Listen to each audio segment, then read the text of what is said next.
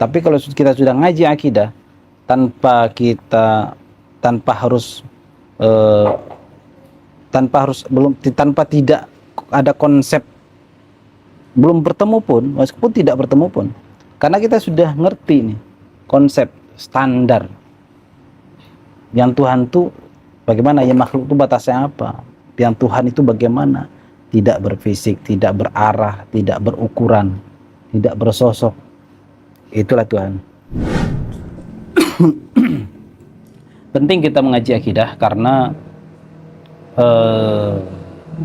seberapa hebat pun kita ngaji tasawuf, seberapa hebat pun kita mengaji ma'rifatnya ilmu rohani, kita kalau di bab akidah bermasalah, dikhawatirkan bisa dipermainkan iblis. Pengalaman-pengalaman rohani itu kalau tidak kuat dalam bab akidah itu berisiko. Pengalaman-pengalaman rohani, berjumpa sama ada yang ngaku-ngaku Allah, kan nanti bahaya tuh. Ada sosok tiba-tiba datang berdiri di hadapan kita, ngaku Allah, ngaku Allah tuh. Kalau kita sudah ngaji bab akidah, tidak ada lagi itu sosok. Allah bukanlah sosok seperti yang kita bayangkan gitu. Coba kalau kita nggak ngaji akidah, hanya gara-gara baru melihat yang seperti itu, belum pernah saya temukan di alam sadar saya. Saya berjumpa di alam zikir, sosoknya indah, nggak pernah terlihat selama ini sejak lahir sampai sekarang. Hanya gara-gara dia baru ketemu, dia langsung percaya itu Allah. Tapi kalau kita sudah ngaji akidah, tanpa tidak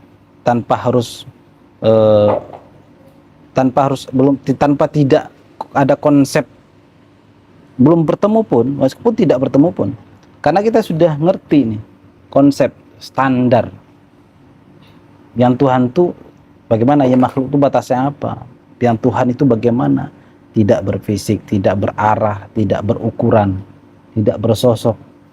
Itulah Tuhan. Nah, kita sudah punya patron tuh.